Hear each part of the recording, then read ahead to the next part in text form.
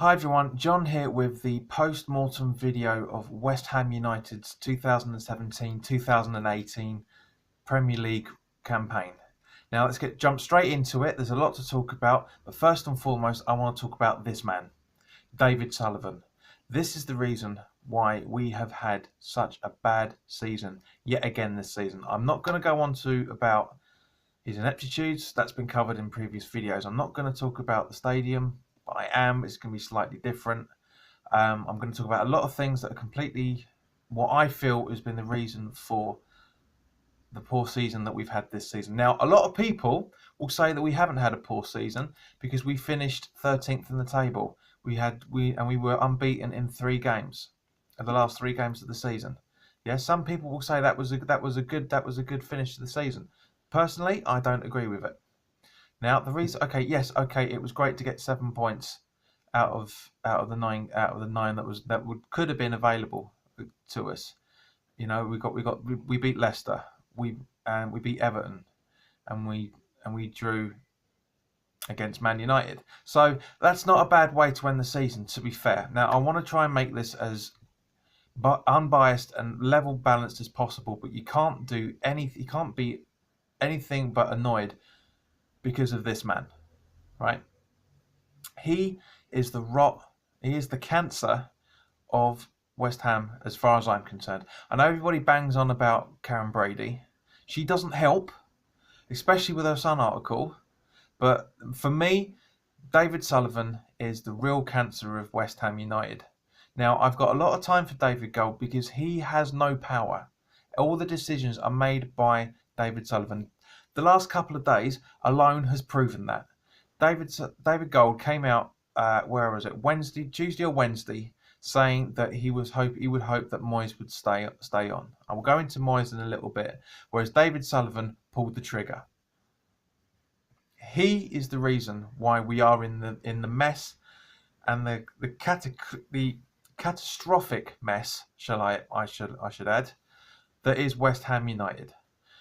For example, we sold £62.12 million worth of players in the summer and January windows.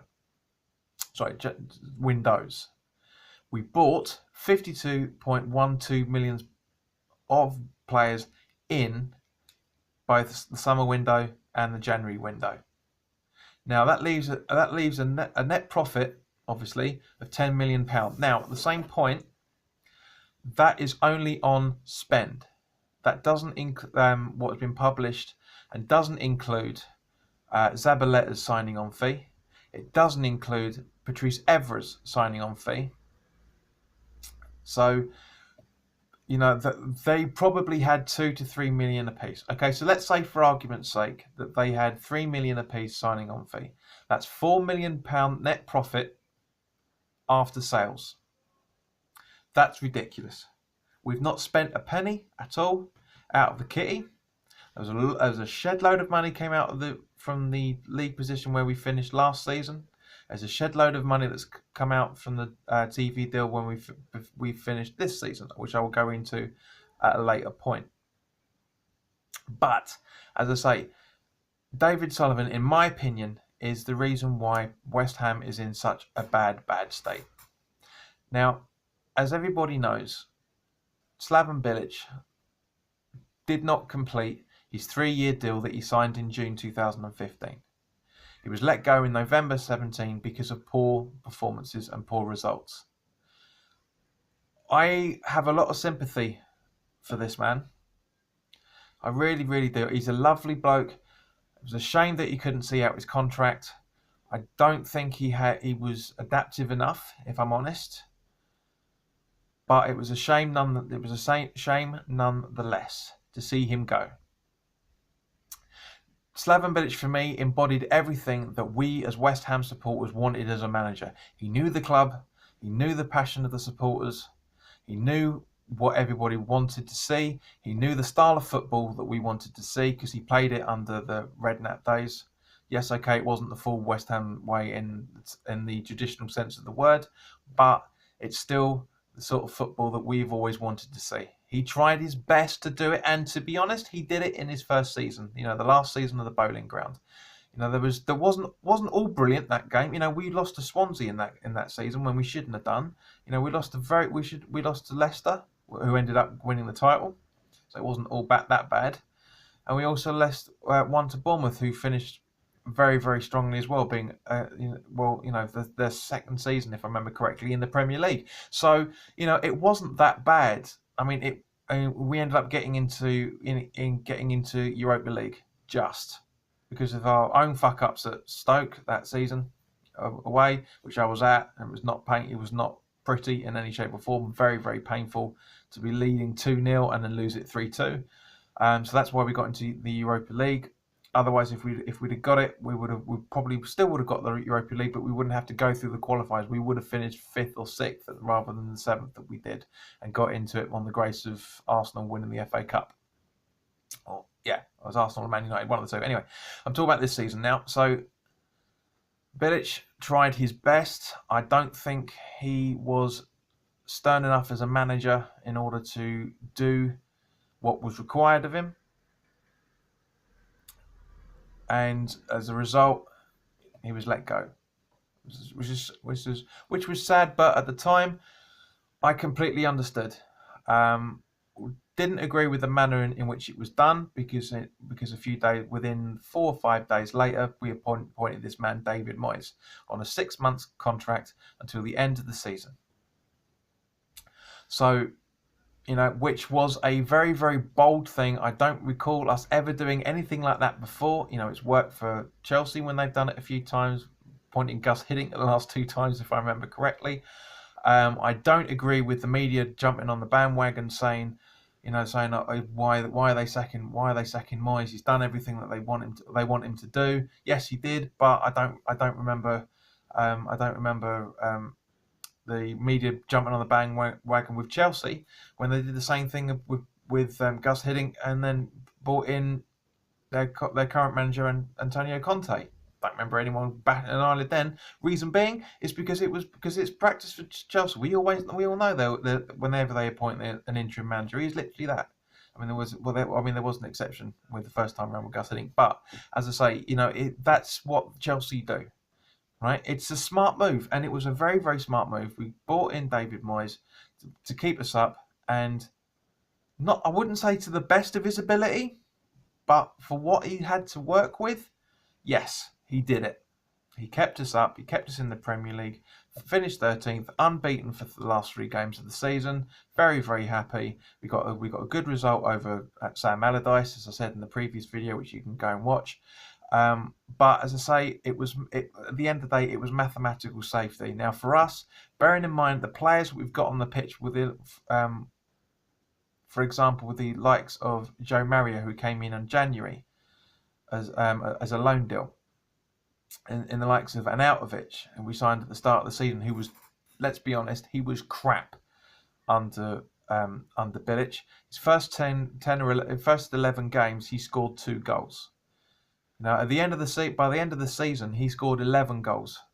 That's the Marko Arnautovic we know. So whatever David Moyes did, it worked to our advantage and Arnautovic's advantage because it showed the decent player that he is.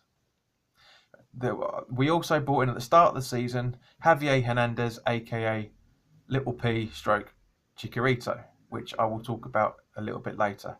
But at the moment, as I say, it was a very, very tumultuous, typical West Ham season. The only difference is we had 2 managers in that season rather than just the one. Now, I was worried when we appointed Moyes purely on the basis of history, because when we let go of a manager when the 2 Davids came in the first place, Avram Grant, as everybody knows, he replaced Gianfranco Zola. We got relegated. David Moyes is a much far better breed, shall we say, of manager than in comparison to Avram Grant. But having said that, Avram Grant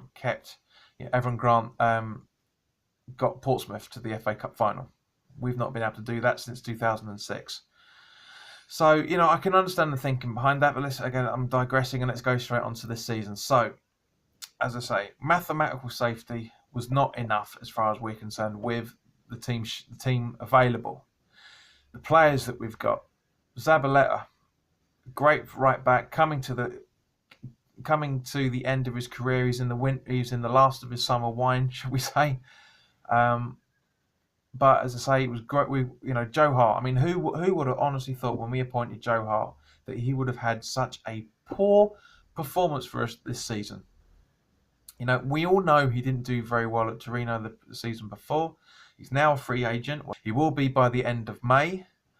But for the where are we? How many? Yeah, for the 19 appearances he made, he kept 4 clean sheets. That is not good enough for an England goalkeeper. He was second fiddle to Adrian, even though Adrian felt he was second fiddle to Joe Hart. I can completely understand why we started him off the season, because at the end of the day, it's Joe Hart. He's a proven Premier League goalie that's won it time and time again.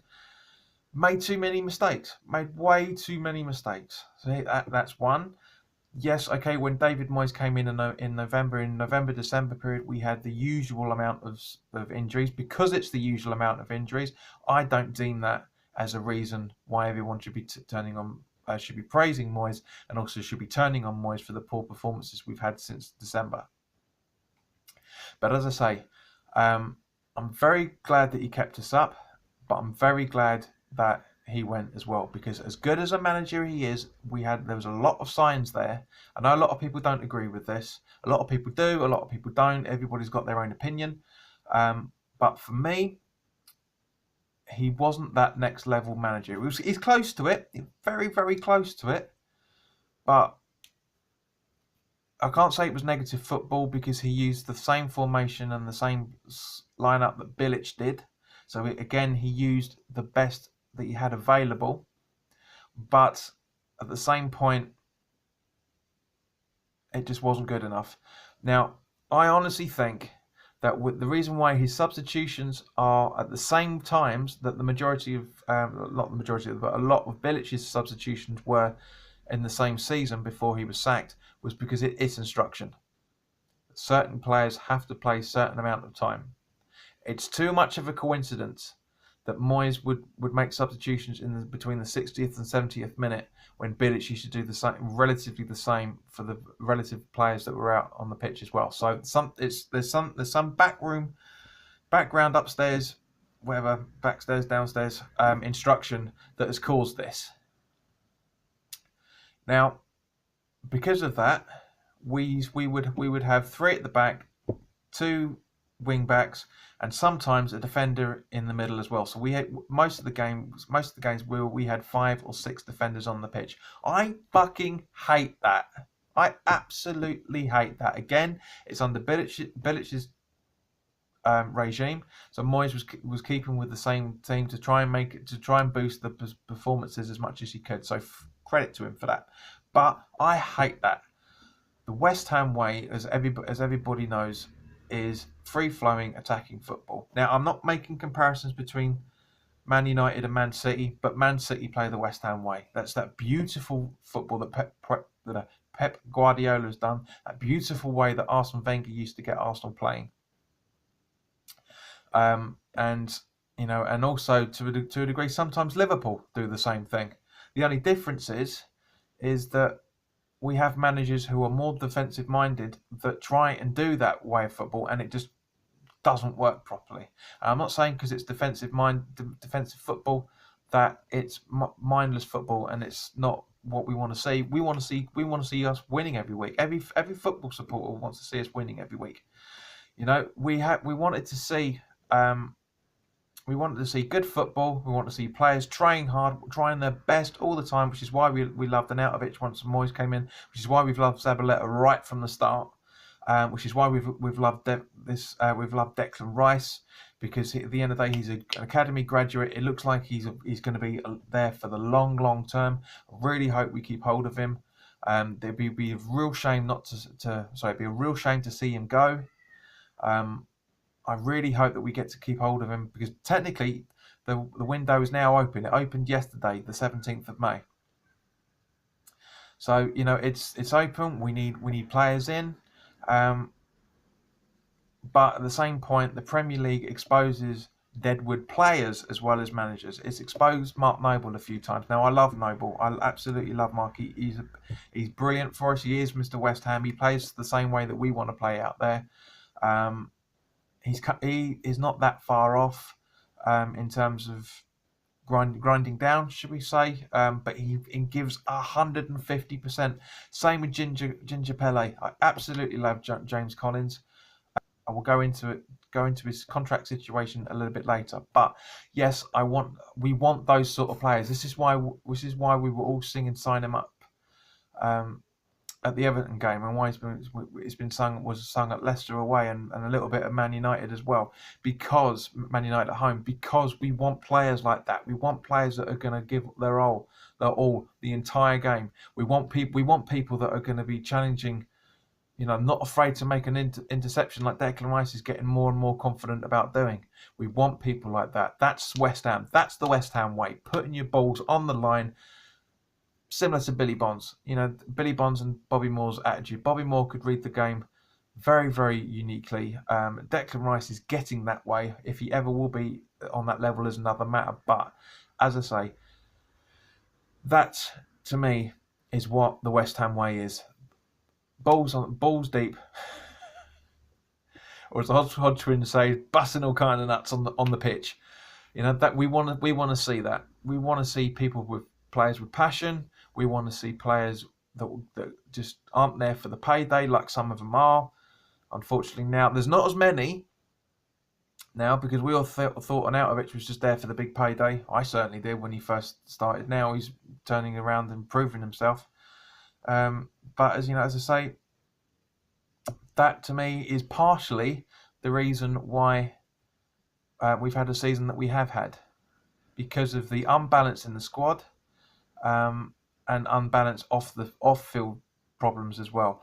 I'm not going to talk about the Burnley game because and all the demonstrations there, because I did a video about it. It did have a factor on it, no question. If there isn't decent significant investment in this summer, next season is only going to get worse. I can feel it in my bones. We're only going to get bad. We're only going to see worse and worse football, and we're only going to see worse and worse demonstrations against the board in various different guises, both on this forum, on other social media, live on TV as well.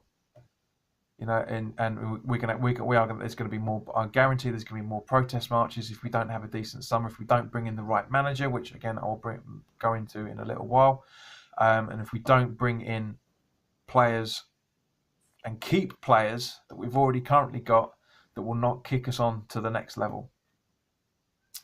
Now, the other thing I want to talk about, and at the start of me preparing these notes for this video, I didn't want to talk about it, but is a factor that you're going to need to address, is the London Stadium. Now, as everybody knows, this it's not a football stadium. It's a brilliant event stadium. It's great. I mean, we've been going there for 2 seasons now. We're all getting used to it. It's just not for football. At the end of the day, this here is what we were promised. Yeah, looks fantastic, doesn't it? Looks really, really good. This here is what we actually had. 2 totally different things. Now, you cannot, of course, you can always say that because it's 2 totally different things, because one's an artist's representation, one's actually what happened, but it was another symbol of the lies that we were given by David Sullivan and Karen Brady. I mean, I'm not going to go into that stuff again because loads of West Ham fan video channels have gone into that, and I'm not going to talk about that stuff again. But I'm sorry, people, but it is an overriding factor. I don't care. At the end of the day, those that love the London Stadium and enjoy going there, fair credit to you. I do as well, but I don't enjoy watching football there. Yes, okay, we've got as I said previously, I've got a better view than I did when we were at the Bowling. But does it make it a better football stadium? No, it doesn't. Not to me, it doesn't, because it's not a football stadium. It was badly redesigned from the Olympics to make it an all venue of arena. I mean, the guy that redesigned Man City's stadium, who was involved in redesigning this stadium, needs to take a sharp look at himself. Really long, dangerous, sharp, long look at himself, because it's fucked up. Everybody fucked up with this. We all know that. There's nothing we can do about it, so let's move on. But the stadium itself is a residing factor about why we've not had a decent run there again this season. Partly because of how good the facilities are for the away team. You know, that everyone was like, "Oh wow, this is just like coming to Wembley." Everyone ups their game. Teams still do that. I mean, you look when we played Brighton at home. They really, really wrapped themselves up for that. But at the same point, we need players that can play in that sort of pitch, and we're getting there. Yes, the atmosphere isn't as intimidating as it used to be at the Bowling Ground, but at the same point, we've seen it. We've had days like that. We've had some great days where the atmosphere has been absolutely rocking. Like, for example, Chelsea last season in the Cup, this season when we beat them 1-0. You know, Everton last game of the season, atmosphere wasn't a party atmosphere, but it wasn't hostile either. You know, it was the atmosphere in parts when football started, we were playing better football, better passes were going on. The atmosphere was better. You know, and it did become a bit more intimidating. You know, it can be. We do have moments, but the problem is we went from a 36,000 capacity stadium to a 54,000 capacity stadium. The core supporters that went to the bowling on a regular basis, including when we were down there in the Championship, are still making the noises. We are still singing. It's just the fact that there's not enough people there that are used to the game, that love the ground as much as we love the bowling, to make that atmosphere more conducive to how it should be. We are getting there. There is definitely progress with the stadium and in terms of the atmosphere. But unfortunately, the stadium is still causing part of the rot that is setting in at West Ham.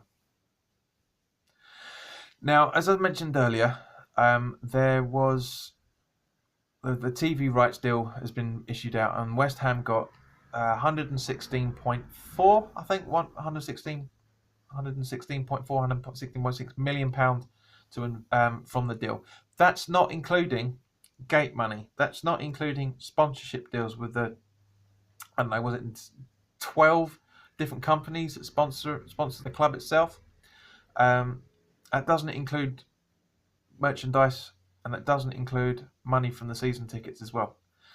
Now, so let's say, for argument's sake, that £10 million different profit that I mentioned earlier wasn't used for Zabaleta signing on deal and Everett signing on deal. Okay, so let's say, for argument's sake, that the club have 126.4.6, one of the two, £1 million to invest. Now, how much are we going to be spending this season? Now, my instinct on it is, because we're still trying to get rid of the debt as much as possible, which was the whole point of us moving there in the first place. We were supposed to be debt-free by the time we got to the stadium. Didn't happen. Is basically, I reckon we will see at best, and I do mean at best, half of it.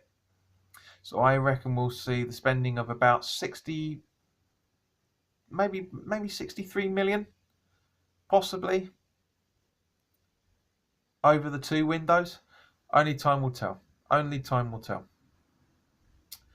But what we need for next season is a younger, hungrier manager, for one.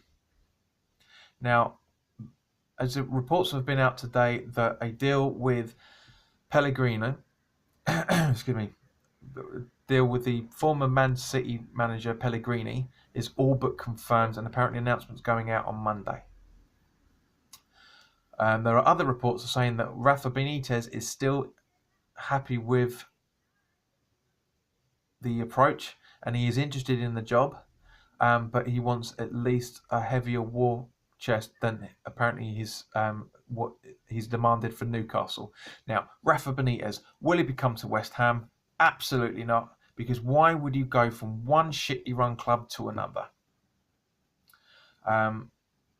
The only way we would be able to entice Rafa Benitez, a manager like Benitez, and even to a degree Pellegrini for that matter, is signing Mario on a long-term, a full season this time loan, or buying him to show that we've got the ambition, especially with the midfield, which still has exposure in.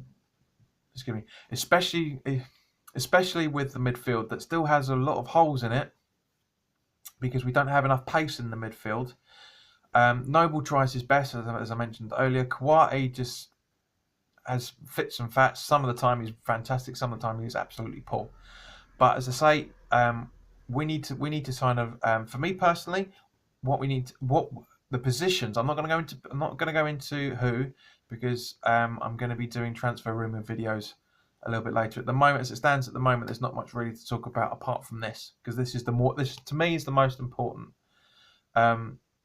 We need, as I say, a younger, hungrier manager than someone like Pellegrini, as proven as he is in the Premier League and Europe. I don't think he's the right fit for West Ham. I really, really don't. I want to be proven wrong. I always say when a new manager comes in, not to judge him on anything previously, just to see how he gets on with us, because it's a completely different club, in comparison to who he's managing over in China. He's on a shitload of money a week. I think if I remember correctly, I saw something the other day that he was on 300 grand a week. There's no fucking way he's going to get that at West Ham. Absolutely no way. It'll be close to it, but it'll be nowhere near it at the same point. But as I say, we need somebody that has a bit more fight. This is why a lot of people want Benitez. For me, as I say, can't see it happening. He's not a West Ham manager in the sense that we'll be able to give us free-flowing football. Again, if he comes in and he does, fair dues, fair enough. At the end of the day, this is my opinion on it. Let me know what your opinion is on this guys. I mean, who do you want as a manager? Ignoring the speculation, who would you want to bring in? Because I'm very, very interested to see what your thoughts are on it. Now, as I say, for next season, we need pacier players. We need a pacier right back. We need a pacier left back who can play wing back. Defence, I think we're fine. Possibly we could be letting go Winston Reid because of his injury troubles, and as a result, I think we need to bring in a slightly younger centre back. Does that mean that another academy graduate? Hardly doubt it, but you never know.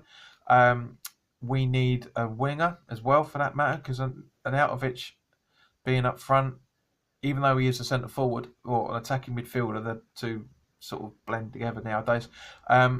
We need a winger. We need a winger for both wings, to be honest with you, and we need somebody who's going to support Hernandez. Now, I wanted to talk about Hernandez as I said earlier, because I think we need to give him a better run out. The club needs to treat him with more respect. Now, when I say the club, I mean the club in terms of whoever the new manager is going to be puts his arm around him and just says, yes, we want you to still be our star striker. Yes, okay, last season we were playing Arnautovic, but I want you to be up front with him on a more regular basis. We want you to be the star man, which is what he was brought in for in the first place. He was brought in to be the star striker, because we can't rely on Andy Carroll, who in my opinion, we should sell very, very quickly. But, at the end of the day, as I say, we need Hernandez. We need to keep hold of him, and we need to support him, and we need to have somebody up front with him. Now, if that's Arnautovic sitting behind him, or it's another centre forward striker alongside him, time will tell. That's what I want. That's what I think West Ham should be doing in the transfer window. So, and this is the worry why I think we're going to be spending not more than 65 million pound, because of the limited resources that the club are willing to put up. Now, you don't have to go out and spend huge amounts of money on a decent player. Now, when I say huge amounts of money, to me personally, no player, even somebody as decent as Ronaldo, is not really worth more than 10 or 15 million pounds. The problem is is that we're paying what the clubs are asking for, not what players are actually worth. And as a result, we won't smash the transfer record much more. We'll probably spend, I don't know, 30 million on one player, 25, 26 million on another player. And that's probably about it. We'll have a few loans come in, as we always do, a couple of free transfers. Now, as I said to a mate of mine last week, players and managers are free for a reason. But David Sullivan doesn't seem to see this.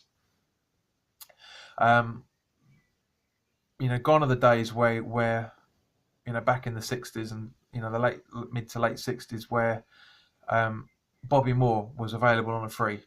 You just don't get, before he went over to Fulham, you just don't get that caliber of player anymore on a free. You just don't. You get very, very close to it. Like, for example, Buffon, who's leaving Juventus, but he's only got a few years left in him. I do think we need to bring in another goalkeeper.